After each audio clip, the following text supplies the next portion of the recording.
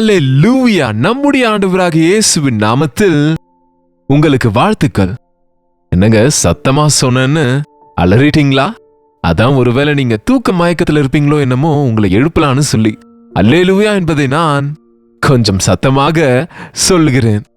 பதறாதீங்க, ஆண்டவரை துதிங்க, வாங்க எழுந்துருங்க, விழித்துக் கொள்ளுங்கள் என்று ஒவ்வொரு நாளும் 7 மணி வரைக்கும் தூங்குறவங்களுக்காக என்னங்க தேவனுடைய விழிப்பூட்டுதலை உங்களிடத்துல கொண்டு வரணும்னு தேவனுடைய வசனத்தை உங்களிடத்துல கொண்டு வருகிறேன். வாங்க இன்றைக்கும் தேவனுடைய வசனத்தை தியானிப்போம். பரிசுத்தரே, அன்புள்ள தகப்பனே, உமக்கு நன்றி ஆண்டவரே. இன்னொரு புதிய நாளை கொடுத்திருக்கிறீங்க. இன்னொரு முறை உம்மை துதிக்கிற பாக்கியத்தையும் உம்முடைய கிருபைக்காக காத்திருக்கிற வாஞ்சையை எங்களுக்கு கொடுக்கும்படிக்கு இயேசுவின் நாமத்தில் ஜெபிக்கிறோம் நல்ல பிதாவே, ஆமென். பாடுகள்ல சிக்கி இருக்கிறீங்களாங்க? நஷ்டத்துக்குள்ள இருக்கிறீங்களா? நஷ்டம் போனீங்களா? கொள்ளையிடப்பட்டீங்களா? ஏமாற்றப்பட்டீங்களா? நிச்சயமா அநேகர் இன்றைக்கு நல்லா இருக்கிறவங்க திடீரென்று பிரச்சனைகளுக்குள்ள சிக்கிக் கொள்ளுகிறாங்க, பாடுகளுக்கு உட்படுகிறாங்க, நோயாளிகள் ஆயிடுறாங்க. தேவ பிள்ளைங்க என்னமோ தேவனிடத்தில் ஜெபிக்கிற எங்களுக்கே இப்படிப்பட்ட சூழ்நிலைன்னு திரும்ப தேவனையே கேள்வி கேட்கிறவங்களா இருக்கிறாங்க. ஒண்ணு மட்டும் நினைவுல கொள்ளுங்க, தேவன் எப்பொழுதும் நமக்கு நன்மையை தவிர தீங்கு செய்ய மாட்டார். அவர் ஆசீர்வதிக்கிறவரை தவிர சபிக்கிறவர் அல்லங்க. அப்ப நம்ம சாபங்களுக்கு காரணம் என்ன? நம் பாவங்களே. உங்களுக்கு நன்மை உண்டாகாமல் இருக்க உங்கள் பாவங்களே காரணம் என்று தேவனுடைய வசனத்தில் எழுதியிருக்கு. இங்கே இயேசு கிறிஸ்து ஒரு உவமையின் வாயிலாக ஒரு பெரிய சத்தியத்தை சொல்கிறாரு. லூக்காவின் சுவிசேஷம் 10ஆம் அதிகாரம் 30வது வசனத்திலிருந்து வாசிக்கிறேன் பாருங்க. இயேசு பிரதியுத்தரமாக, ஒரு மனுஷன் எருசலேமிலிருந்து எரிகோவுக்கு போகையில் கள்ளர் கையில் அகப்பட்டான். ஏன் அகப்பட்டான்? அவன் இறங்கி போகிறான். எருசலேமிலிருந்து எரிகோவுக்கு இறங்கி போகிறான். உங்களுக்கு தெரியுமா, நீங்க எப்பயாவது எருசலேம் போனீங்களா? இப்போ போகிற சூழ்நிலை அவ்வளவா காணப்படல. ஆனா தேவன் கிருபை காட்டுவார், அல்லது ஒரு வருகை வந்தா பரம எருசலேம்ல நம்ம இருப்போம். எருசலேம் மலையின் மேலே கட்டப்பட்ட பட்டணம். அது ரொம்ப அழகான பட்டணம், வாக்குத்தத்த பூமி. அது நம்முடைய ஆண்டவர் சிலுவையில் அறையப்பட்ட இடம். அது ரத்தத்தை சிந்தி உலகம் அனைத்திற்கும் மன்னிப்பை கொடுக்கும்படிக்கு அந்த சிலுவையிலே தியாகம் செய்த இடம். அது ஆசீர்வதிக்கப்பட்ட இடம். அது தேவாலயம் இருந்த இடம். அன்றைக்கு அந்த ஒரு இடத்துல மட்டும்தான் இருந்தது. தேவன் தெரிந்து கொண்ட இடம். அதுதான் ஏதேன் தோட்டம்னு கூட சொல்லப்படுது. அவ்வளவு அருமையான இடத்திலிருந்து ஒருவன் எருசலேமிலிருந்து எரிகோவுக்கு இறங்கி போய் கொண்டிருக்கிறான். எரிகோ பட்டணத்தை குறித்து வாசித்திருக்கிறீங்களா? நீங்க யோசுவாவின் புத்தகம் 6ஆம் அதிகாரத்தை வாசிங்க, நல்லா புரியும். அது பயங்கரமான மதில்களோடு இருக்கக்கூடிய ஒரு பட்டணம் அப்போது. ஆனால் தேவன் அற்புதமாய் அந்த எரிகோ பட்டணத்தை சுதந்திரித்துக் கொண்ட சத்துருக்களின் கையிலிருந்து இஸ்ரவேலரை தப்புவித்தது மட்டும் கிடையாது, அந்த பட்டணத்தை சுதந்திரித்துக் கொள்ளவும் உதவி செய்தார். அது மட்டுமல்ல, ஒரு வார்த்தை சொன்னாரு, இந்த எரிகோ சபிக்கப்பட்ட இடம், இது பாவம் அதிகரித்த இடம், இது வியாபார நிலையம், இது இந்த இடத்தை திரும்ப யாரும் கட்டக்கூடாது, இந்த பட்டணம் சபிக்கப்பட்டது என்று சொன்னார். அப்பல இருந்து நம்ம ஃபாஸ்ட் ஃபார்வர்ட் பண்ணா இன்றைக்கு வரைக்கும் எரிகோ பட்டணம் இன்னும் இருக்குங்க. நான் ஒரு முறை எருசலேம் போயிருந்தப்ப எரிகோவையும் பார்க்கலான்னு போயிருந்தேன். சகேயு மரத்தை ஏறின இடமும் அங்கே இருக்கு. எரிகோ பட்டணம் இங்க எருசலேமிலிருந்து அங்க எரிகோவுக்கு போனா இங்க எவ்வளவோ அற்புதமா அழகான சீனரிஸோட அழகான மலைகளோட இருக்கு. எரிகோவுக்கு போனா எல்லாம் உலர்ந்து போய் பாழாகி போனது போல இருப்பதை பார்த்து எனக்கே ஆச்சரியமா இருந்ததுங்க. அது தேவனை மறந்து உலகத்தில் பெருமையா ஏதோ செய்யலாம் என்று நஷ்டம் போன சாபமான இடம். அந்த காலத்துல அது வியாபாரத்தின் மையம். தவறான வியாபாரங்களுக்கு அது இடம். இங்க இந்த நபர், எருசலேம்ல இருக்கிற இந்த நபர் எரிகோவுக்கு அவர் இறங்கி போகிறார்.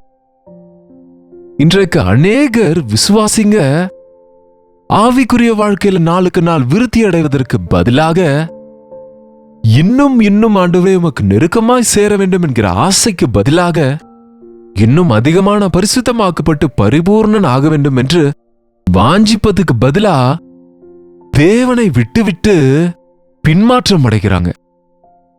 அருவருப்பான நிலைக்கு இறங்கி போயிடுறாங்க.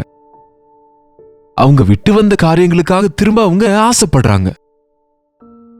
நாயானது தான் கக்கினதின் பக்கம் திரும்புவது போல என்கிற பழமொழி இவர்களுக்கு சரியா இருக்கு என்று ஆண்டவர் சொல்லும்படிக்கு ஒரு காலத்துல எனக்கு இது வேண்டாம் என்று சிச்சி என்று வாந்தி எடுத்தவற்றை யாரும் அந்த வாந்தியின் பக்கம் திரும்ப மாட்டாங்க. உங்களுக்கு எப்பயாவது வாந்தி வந்திருக்கா? திரும்ப அந்த வாந்தியை பார்த்து நீங்க ஏதாவது சந்தோஷப்படுவீங்களா?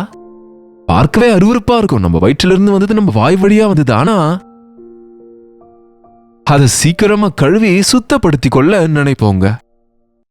ஆனா நாயை நீங்க எப்பயாவது கவனித்தா அது சென்று வாந்தி பண்ணி விட்டு திரும்ப அதை நக்கி கொண்டு இருந்துட்டு இருக்கோங்க. ஆமாங்க, வேணும்னா நீங்க அப்சர்வ் பண்ணி பாருங்க. அது ஒண்ணுக்குதான் அந்த புத்தி. அதுக்குதான் ஆண்டவர் சொன்னாரு, நாய் தன் கக்கினதை தின்னும்படி இன்றைக்கு மனுஷங்க விட்டு விட்ட பாவங்களை அருவருத்து ஆம் நான் பாவிதான் என்று அறிக்கையிட்டு சொல்லிவிட்டு அந்த குடியை விட்டுவிட்டு அந்த கேவலமான வேலைகளை விட்டுவிட்டு அந்த அசுத்தமான காரியங்களை விட்டுவிட்டு இது வேண்டாம் என்று சொல்லிவிட்டு திரும்ப அதற்குள்ளேயே போகிறவங்கள எத்தனையோ பேரை நம்ம பார்க்கிறோங்க. ரொம்ப ஜாக்கிரதையா இருக்கணுங்க. அதுக்குதான் விசுவாசியான பிறகு உங்க இருதயத்தை சுத்தமா காத்துக்கொள்ளணும். நீங்க ரட்சிக்கப்பட்ட பிறகு, மனம் திரும்பின பிறகு வசனத்தால உங்க இருதயத்தை நிரப்பணும். இல்லைன்னு சொன்னா உங்களை விட்டு வெளியேறின பிசாசு திரும்ப வந்து உங்க இருதயம் காலியா இருக்கிறத பார்த்து தன்னை விட பொல்லாத 7 அசுத்தாவிகளை கொண்டு வந்து உட்காருமாம். அப்படிப்பட்டவனுடைய முன்னிலைமையை பார்க்கிலும் அவன் பின்னிலைமை பயங்கரமா இருக்கும் என்று எழுதியிருக்கிறபடி அநேகம் பேர் இன்றைக்கு பக்தியில பின்வாங்கி போகிறாங்க. பக்தி அற்றவங்களாயிடுறாங்க. எப்பொழுது நம்ம பக்தி அற்றவர்களாக மாறிடுறோமோ, எப்பொழுது நம்ம தேவனுக்கு தூரமாகி விடுவோமோ, தேவனிடத்திலிருந்து கீழே பின்வாங்கி போவோமோ, தேவனுடைய பாதுகாப்பை நம்ம இழந்து போயிடுவோம். தேவனுடைய பிரசன்னத்தை இழந்து போயிடுவோங்க. தேவனுடைய துணையை நம்ம இழந்து போயிடுவோம். பாவம் செய்கிறவனோடு தேவன் இருக்க மாட்டாருங்க. பாவத்தை அறிக்கை செய்து மன்னிப்பு கேட்டால் இரக்கம் செய்வார். அது உண்மைதான். நம் பாவங்கள் தவறுகளை எவ்வளவு சீக்கிரமா அறிக்கை செய்தா அவ்வளவு பாக்கியவான்கள். அவர் தம்முடைய ரத்தத்தில் நம்மை சுத்திகரிக்க ஆயத்தமாகத்தான் இருக்கிறார். ஆனா நீங்க டெலிபரேட்டா வேண்டுமென்றே துணிகரமாக ஆண்டவர் அன்பு உங்களுக்கு கசக்குவது போல உலகத்தில் இருக்கிற அன்புகளுக்காக பின்வாங்கினால், உலகத்தில் இருக்கிற பணத்துக்காக தவிடை தின்றால் பணத்துக்காக புல்லை சாப்பிடுறாங்க இன்றைக்கு மனுஷங்க. எவ்வளவு கேவலமான நிலைக்கு இறங்கி போகிறாங்க. பொய் பேசுவதற்கு, ஏமாற்றுவதற்கு, திருட்டு செய்வதற்கு, கொலைகளை செய்வதற்கு. என்ன செய்யறாங்க அவங்க? அவங்களுக்கு அவங்க நாசனம் பண்ணிக்கிறாங்க. உதவாத பணத்தால் என்ன செய்வீங்க? உங்க மனசாட்சி கெடுத்துக்கொண்டு நீங்க ஒரு கெட்ட பெயரை வாங்கி, அப்ப ஏன் போகிறார் இவரு? ஏதோ வியாபாரம் செய்து பெரிய ஆளாகலாம் நினைக்கிறாரு என்னமோ. இன்றைக்கு வியாபாரங்களை செய்யணும்னு ஆசை. வியாபாரம் செய்து லாபம் பெற்றவங்களை விட நஷ்டம் போனவங்க தான் அதிகமா இருக்கிறாங்க. ஒருவேளை வியாபாரம் செய்து நான் பெரிய ஆளாக வந்திருக்கிறேன்னு யாராவது சொன்னா அவங்களுடைய நிலைமையை நீங்க ஒரு நாள் கவனிச்சா,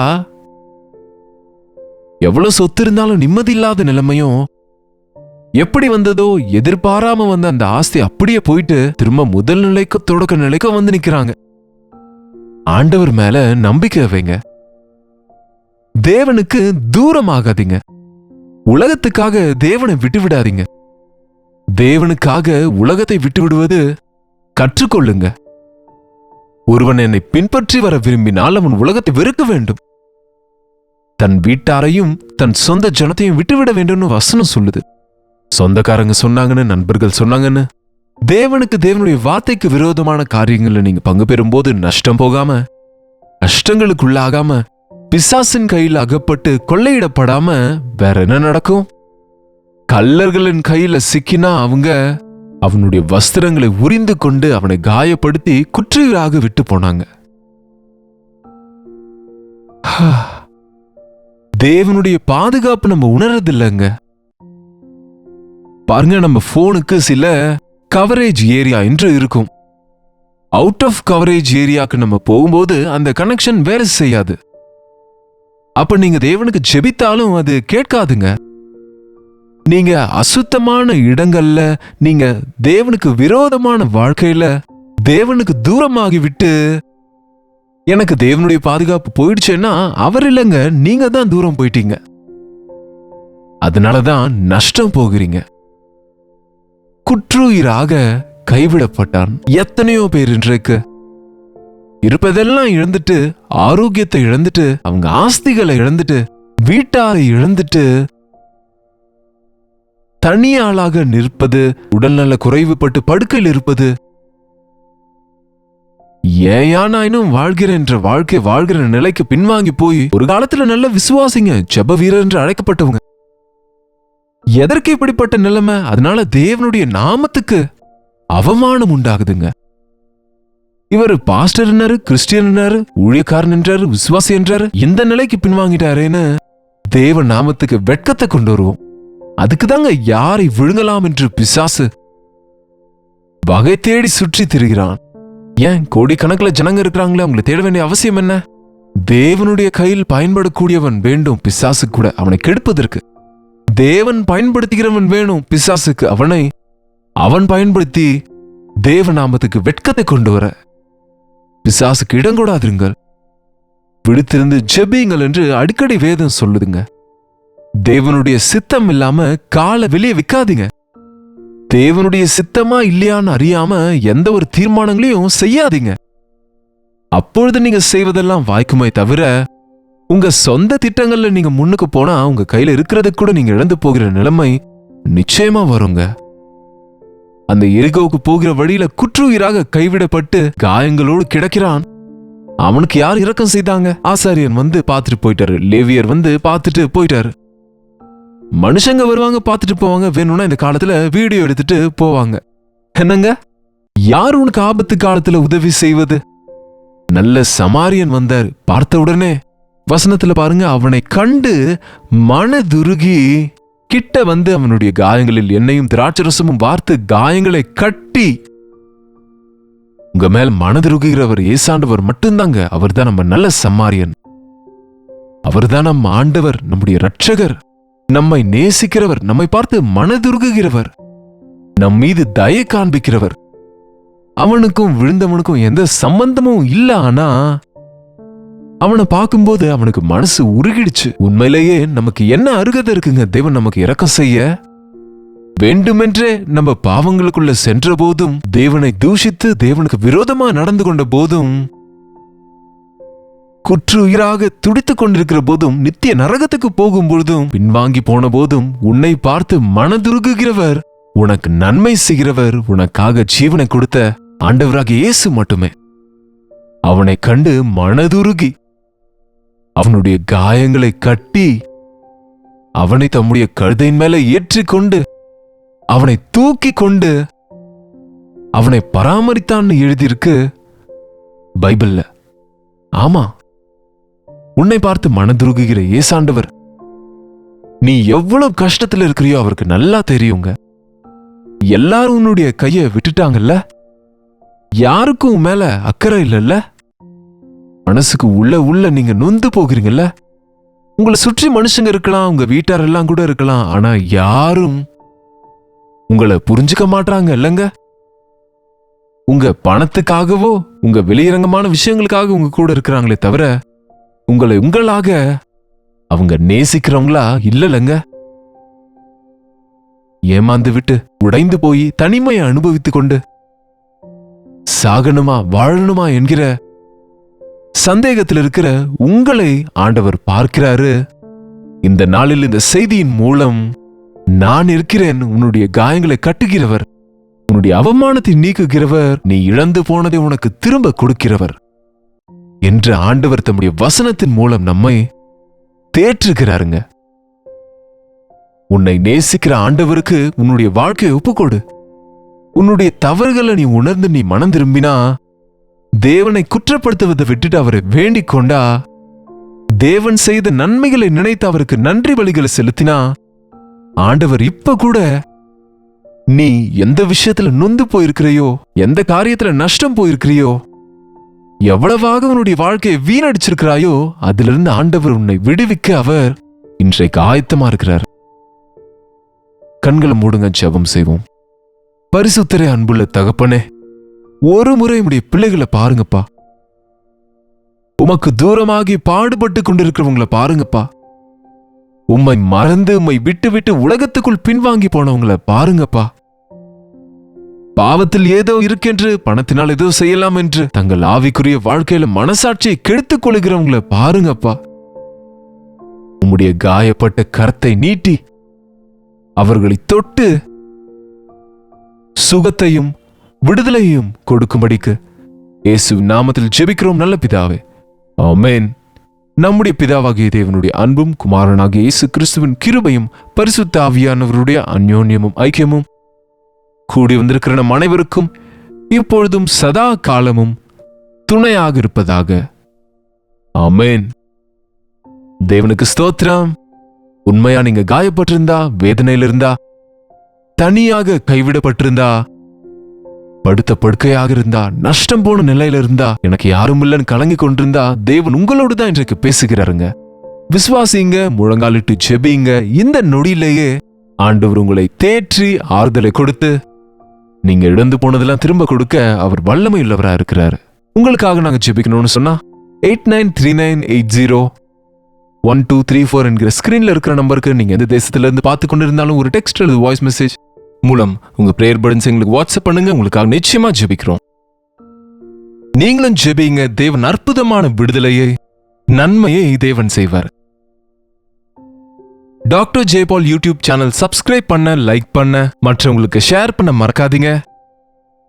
நீங்க உண்மையா இந்த நிகழ்ச்சியின் மூலம் ஆசீர்வதிக்கப்படும் போது இன்னும் அநேகர் ஆசீர்வதிக்கப்படும்படி நீங்க மற்றவங்களுக்கு ஷேர் பண்ணுங்க. கர்த்தருக்கு சித்தமானால் நாளைக்கு இதே அனுதின தியான நிகழ்ச்சியில கர்த்தருடைய வார்த்தையோடு உங்களை மீண்டும் நான் சந்திக்கிறேன். அதுவரை கர்த்தருடைய கிருபை உங்களுக்கு துணையா இருப்பதாக.